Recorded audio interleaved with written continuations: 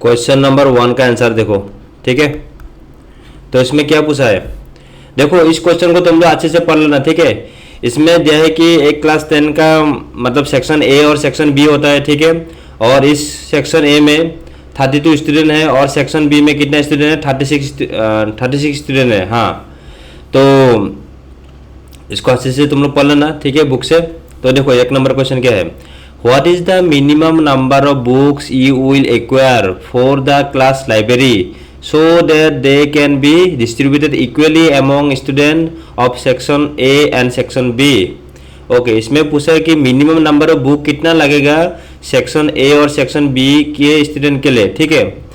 Minimum number इसका मतलब ज़्यादा से ज़्यादा कितना नंबर बुक चाहिए, ज़्यादा से ज़्यादा इसका मतलब एलसीएम। हमेशा ज़्यादा वैल्यू कौन देता है, एलसीएम देता है, और लीस्ट वैल्यू हमेशा कौन देता है, एचसीएफ देता है। तो हम लोग इसमें मिनिमम नंबर ऑफ बुक पूछा है, तो हम लोग क्या निकालेंगे, इसका एलसीएम, ठीक है। तो देखो पहले बताओ सेक्शन ए में कितना स्टूडेंट है, बोलो 32 है ना, तो लिखो इधर में 32। ओके ओके, एक सेकेंड, 32 इसको थोड़ा मैं रैप कर लेता हूँ क्योंकि नहीं सही था। ओके, तो 32 और इधर में कितना है, 36 स्टूडेंट है ना सेक्शन बी में। तो पहले 32 को हम लोग क्या करेंगे, फैक्टराइज करेंगे। ओके, तो क्या होगा बोलो, 2 1 जा 2, 2 6 जा 12, 2 8 जा 16, उसके बाद 2 4 जा 8, और उसके बाद क्या होता है बोलो, 2 2 जा 4 होता है ना। नेक्स्ट 36 का आ जाओ, 36 का एलसीएम 2 1 जा 2, 2 1 जा 2, 2 8 जा 16, 2 9 जा 18, उसके बाद 3 3 जा 9 होता है ना। इसका मतलब 32 का फैक्टराइज क्या होगा, 1 2 3 4 5, 2 3 पर 5 होगा, ठीक है। और 36 का फैक्टराइज कितना होगा बोलो, 2 स्क्वायर इंटू 3 स्क्वायर। यहाँ पे कोई दिक्कत नहीं है ना। तो अभी आ जाओ एलसीएम निकाल लेते हैं इसका, ठीक है। मैंने बोला था ना एलसीएम का मतलब क्या होता है, जिसका पावर हाईएस्ट है उसी को लेना पड़ता है। जैसे कि इधर में 2 3 पर 5 है, तो हाँ उसको तो लेना ही पड़ेगा, क्योंकि इधर में 2 3 पर 5 है और इधर में 2 स्क्वायर है, तो बड़ा पावर कौन सा है, ए वाला है ना, तो इसको लेंगे हम लोग। और इधर में क्या है बोलो, 3 स्क्वायर, ठीक है। तो दोनों को अगर हम लोग मल्टीप्लाई करेंगे तो कितना होगा, 2 3 पर 5 का मतलब 32 होता है, और 3 3 से क्या होता है 9 होता है, ठीक है। तो 35 इंटू 9 कितना होता है, 9 2 जा 18, कैरी 1, उसके बाद 9 3 जा 27, 28, 288 आ रहा है आंसर। तो ये होगा ऑप्शन नंबर सी, 288। कोई दिक्कत? चलो अभी नेक्स्ट क्वेश्चन में मूव करते हैं। क्वेश्चन नंबर 2 का आंसर देखो अभी क्या पूछा है इसने। ये सारा केस बेस इंपॉर्टेंट है, ठीक है, सब कुछ देख के जाना है एग्जाम में। तो देखो, if the product of 2 positive integers is equal to the product of their HCF and LCM is true, then HCF equal to कितना होगा, ठीक है। मतलब इसमें बोला है कि एलसीएम तो हमको पता था ना कितना था एलसीएम, एलसीएम तो अभी अभी निकला था ना, 288 होता है, ठीक है। और नंबर 2 नंबर क्या था, दोनों नंबर बताओ, दोनों नंबर क्या था तुम्हारा, एक था तुम्हारा, एक सेकंड, दोनों नंबर देख लेते एक बार। दोनों नंबर था, एक था 32 और एक था 36 ना, ठीक है। ओके, एक नंबर था तुम्हारा 32 और एक नंबर था 36, ठीक है। एक नंबर, एक सेकंड, 32 और एक नंबर है तुम्हारा 36। ओके, तो देखो इसमें बोला कि if the product of 2 positive integers is equal to the, हम लोग ने एक फॉर्मूला पढ़ा था ना कि LCM into HCF is equal to product of 2 number होता है, ठीक है। तो इससे एक फॉर्मूला निकलता है, HCF is equal to product of 2 number, मतलब 32 इंटू 36, और नीचे में क्या होगा, एलसीएम होगा, ठीक है। हाँ, एक कौन सा फॉर्मूला है, LCM into HCF is equal to product of 2 number, ठीक है। तो अभी देखो 32 इंटू 36, एलसीएम कितना है, 288 होता है ना, ठीक है। एलसीएम कितना होता है, 288। उसके बाद हम इसको सॉल्व करेंगे, आ जाओ। इसमें 2 से काटेगा, 2 1 जा 2, 2 8 जा 16, 2 1 जा 2, 2 4 जा 8, 2 4 जा 8। ओके, इसके बाद हम लोग इसको क्या करेंगे बोलो, 9 से काटेंगे, 9 2 जा 18, 9 1 जा 9, 9 6 जा 54 होता है, ठीक है। उसके बाद 2 8 जा क्या होता है बोलो, 16। तो 8 के साथ कितना मल्टीप्लाई करने से साथ नहीं होता है बोलो, 8 कितना, 8 4 जा 32 होता है ना, हाँ। तो इसका आंसर होगा 4। ठीक है, तो हमको एचसीएफ मिल गया है।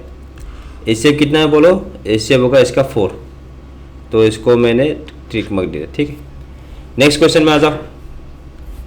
ओके, देखो क्वेश्चन नंबर 3 में क्या है बोलो। क्वेश्चन नंबर 3 का आंसर देखो अभी।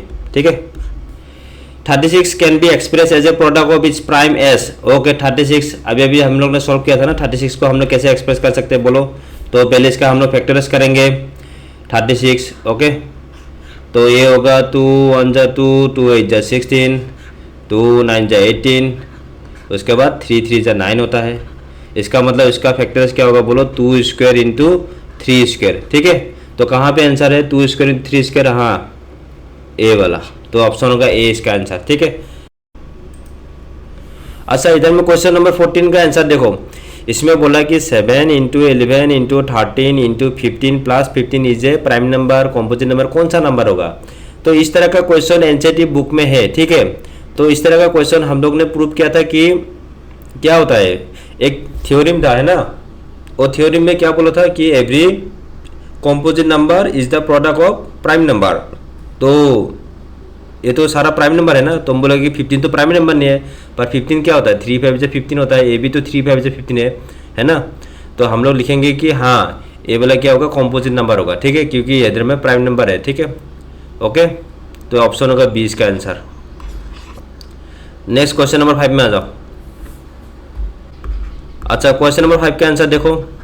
ये सारा केस बेस इंपॉर्टेंट है। ठीक है, e p and q are positive integers are that. ठीक है, पी का मतलब क्या है बोलो, a b square. Okay, q का मतलब क्या होता है बोलो, ए स्क्वायर बी। ठीक है, तो इसमें क्या निकालने के लिए है, एलसीएम। अच्छा, एलसीएम ऑफ पी क्यू। ठीक है, LCM of p q equal to, तो हम लोग इधर में देखेंगे क्या, ए का पावर सबसे ज़्यादा कहाँ पे है, इधर में 1 है और इधर में 2 है, तो हम लोग बड़ा वाला लेंगे ना, तो इसलिए इसमें बड़ा वाला ए स्क्वायर हो गया इनटू, और इधर में बड़ा वाला पावर कौन सा होगा, बी स्क्वायर, और इधर में बी टू पावर 1 है, तो हम लोग बी स्क्वायर लेंगे ना, तो इसका मतलब ए स्क्वायर और बी स्क्वायर किधर है, इधर है, तो ऑप्शन बी होगा इसका कार्य का आंसर। ठीक है, A square and B square. Next question, example 26 का क्वेश्चन नंबर 1 का आंसर देखो। तो इसमें क्वेश्चन जो है ना तुम लोग अच्छे से पढ़ लेना। ठीक है, इसमें क्वेश्चन में पूछा है कि नंबर ऑफ पार्टिसिपेंट दिया है। ठीक है, जैसे कि हिंदी के लिए कितना है नंबर ऑफ पार्टिसिपेंट बोलो, 60 है। उसके बाद इंग्लिश के लिए 84। उसके बाद मैथ्स के लिए कितना है बोलो, 108 है। ठीक है, तो हम लोगों को पूछा है कि इन इस room the same number of participant are to be seated and all of them being in the same subject, hence the maximum number of participants that can be accommodated in इस room. मतलब एक room में, मतलब सभी room में, एक room नहीं सभी रूम में मैक्सिमम कितना नंबर आ सकता है।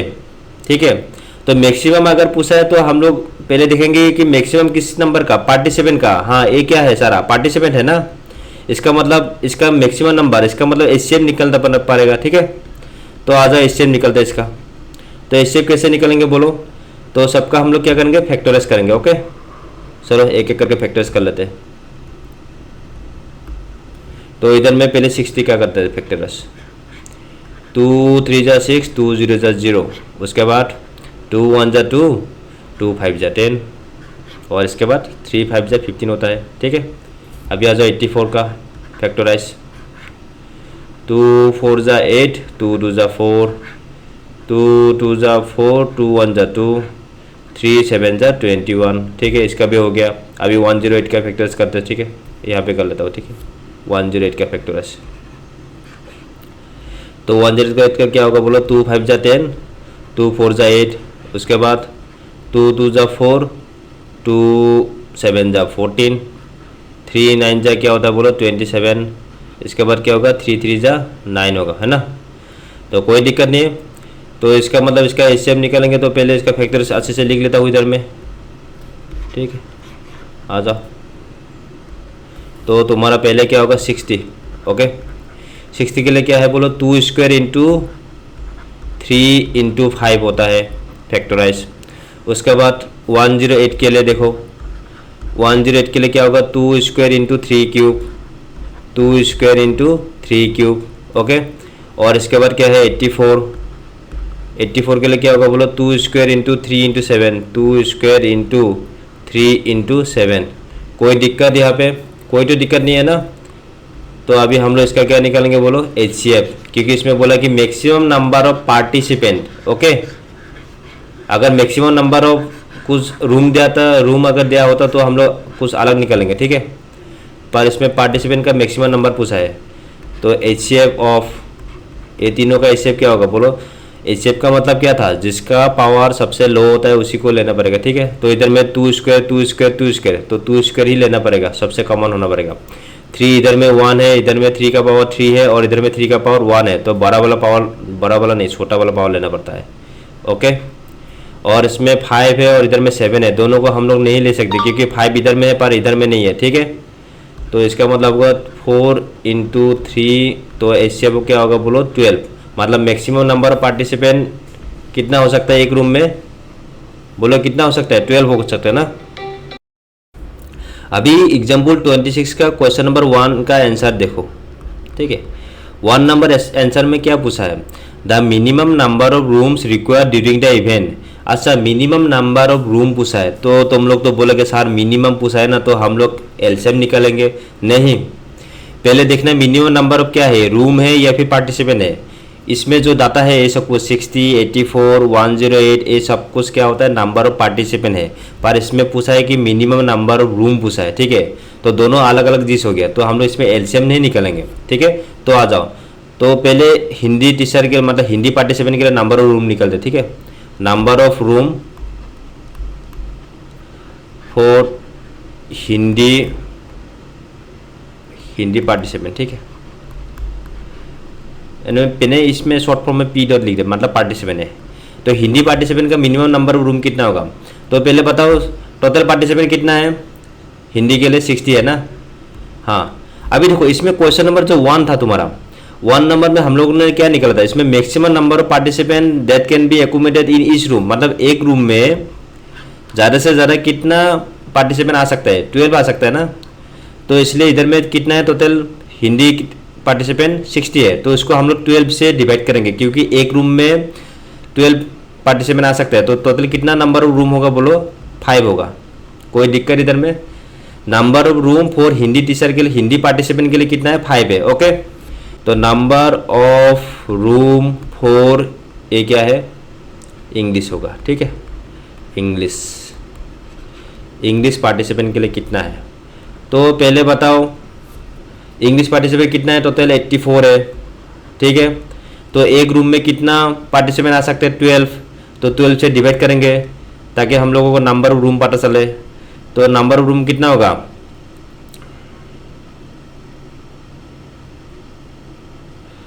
12 बाय, अच्छा 84 को अगर 12 से डिवाइड करेंगे 7 से, मतलब हाँ 12 7 से 84 होता है ना, तो 7 होगा ये, ठीक है।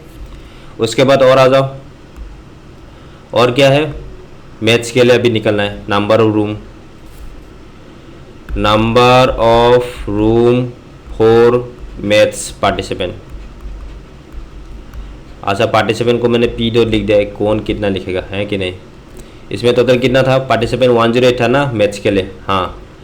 तो एक रूम में कितना पार्टिसिपेंट आ सकता है, 12, तो इसलिए 12 से हम लोग डिवाइड करेंगे, ठीक है। तो कितना होगा बोलो, 9 होगा ना, 12 9 जा 108 होता है, ठीक है। ओके, अभी आ जाओ, अभी हम लोग सबका निकल रहा है, ठीक है। हिंदी पार्टिसिपेंट के लिए नंबर ऑफ रूम कितना है, 5 है। इंग्लिश पार्टिसिपेंट के लिए कितना है, 7 है। और मैथ्स पार्टिसिपेंट के लिए नंबर ऑफ रूम कितना है, 9 है, ठीक है। तो इसमें पूछा क्या है, minimum number of rooms required during the event. Minimum number of room मतलब कौन सा सबसे छोटा है, तो इधर में 7 है, इधर में 9 है और इधर में 5 है, तो सबसे छोटा 5 होगा ना। तो हम लोग इसका आंसर लिखेंगे 5 होगा, ठीक है। ये हो गया तुम्हारा 5, ओके। तो ये होगा इसका आंसर 5, किधर है, हाँ ये रहा, ठीक है। एग्जाम्पल 26 का क्वेश्चन नंबर 3 देखो अभी। तो इसमें क्या पूछा है, the LCM of 60, 84 and 108। Okay, तो एलसीएम क्या होगा वो पूछा है, ठीक है। तो पहले एक काम करते हैं, 60, उसके बाद तुम्हारा क्या है 84 और है 108, ठीक है। तीनों का हम लोग क्या निकालेंगे, एलसीएम। तो पहले फैक्टराइज करना पड़ेगा।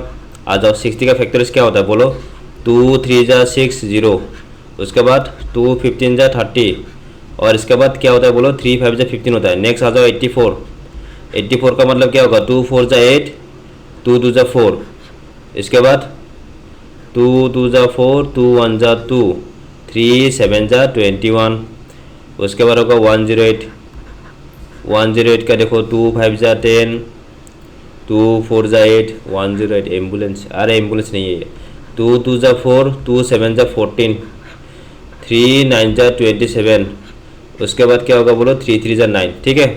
तो 60 का मतलब क्या होता है बोलो, 2 स्क्वायर इंटू 3 इंटू 5 होता है, ठीक है। उसके बाद 84 का मतलब क्या होता है बोलो, 2 स्क्वायर इंटू 3 इंटू 7 होता है, ओके। 108 का क्या होता है बोलो, 2 स्क्वायर इंटू 3 क्यूब होता है। कोई दिक्कत यहाँ पे, हाँ कोई तो दिक्कत नहीं है, ओके। तो इसका हम लोग क्या निकालना है, एलसीएम। अभी देखो एलसीएम का मतलब क्या था, सबसे ज़्यादा पावर, तो सबसे ज़्यादा पावर इधर में 2 स्क्वायर 2 स्क्वायर 2 स्क्वायर, तो 2 स्क्वायर ही लेना पड़ेगा। 3 3 3 क्यूब, तो 3 क्यूब लेना पड़ेगा क्योंकि 3 क्यूब थोड़ा ज़्यादा बड़ा है। 5 इंटू 7, हाँ ये दोनों को लेना पड़ेगा, ठीक है।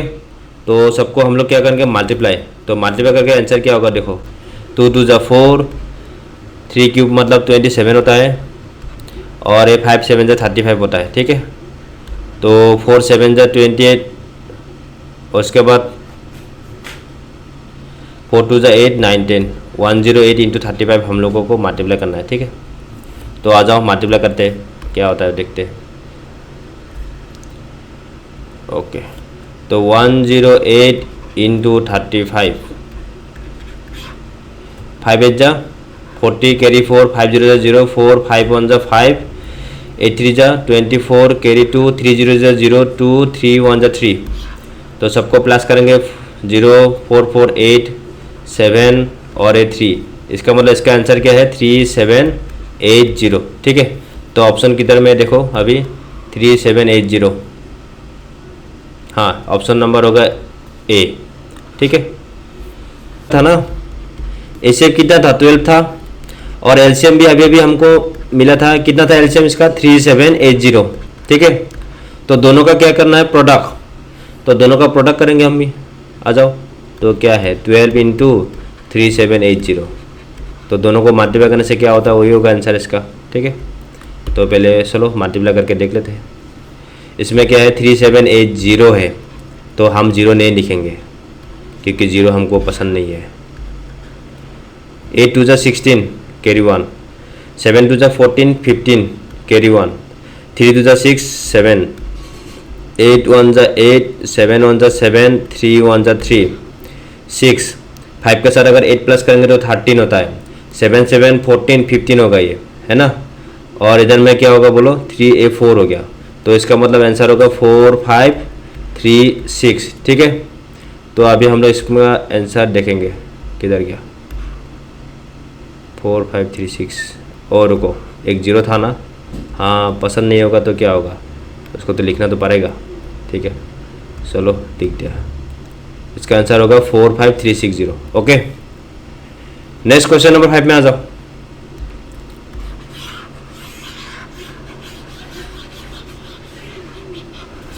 ओके क्वेश्चन नंबर 5 में देखो क्या है, 108 can be express as a product of prime. अच्छा 108 है, ठीक है, तो उसको हम लोग प्रोडक्ट ऑफ प्राइम एक्सप्रेस करेंगे। तो सबसे इजी है, सबसे सरल क्वेश्चन यही है, 2 5 जा 10, 2 4 जा 8, उसके बाद 2 2 जा 4, 2 7 जा 14, 3 9 जा 27, 3 3 जा 9, ओके।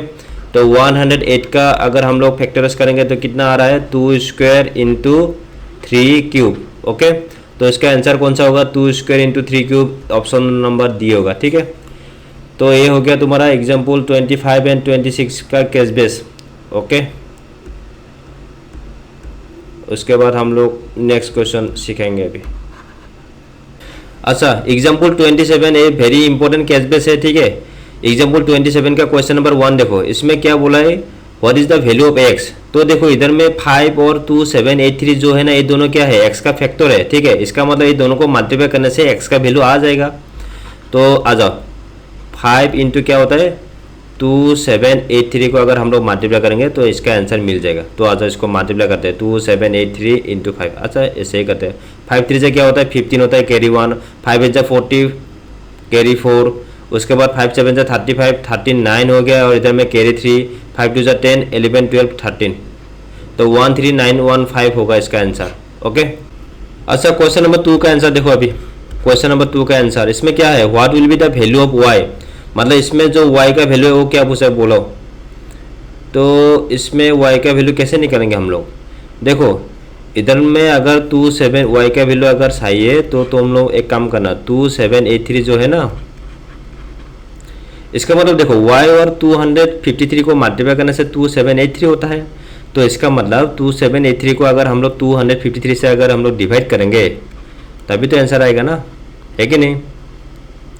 ओके, अभी देखो इसमें अगर हम लोग 253 को अगर हम लोग 10 से मल्टीप्लाई करेंगे तो क्या होता है, 2530 होता है ना, 2500 क्या होता है 30 होता है, पर इसमें क्या है 783 है। तो एक काम करना, तो इसका मतलब 10 से बड़ा होगा वो नंबर, तो इसमें 3 1 से 3 होता है, इसका मतलब 11 होगा इसका।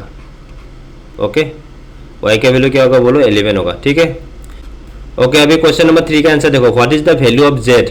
अच्छा, जेड का वैल्यू पूछा है उसने, तो पहले देखो इसमें जेड है, ठीक है, तो 11 के साथ जेड मल्टीप्लाई करेंगे तभी तो 253 होगा ना। इसका मतलब जेड का वैल्यू क्या होगा बोलो, 253 को हम लोग 11 से डिवाइड करेंगे। ओके, तो क्या होगा देखो 11 10 से क्या होता है 110 होगा, तो ये थोड़ा ज़्यादा बड़ा हो गया।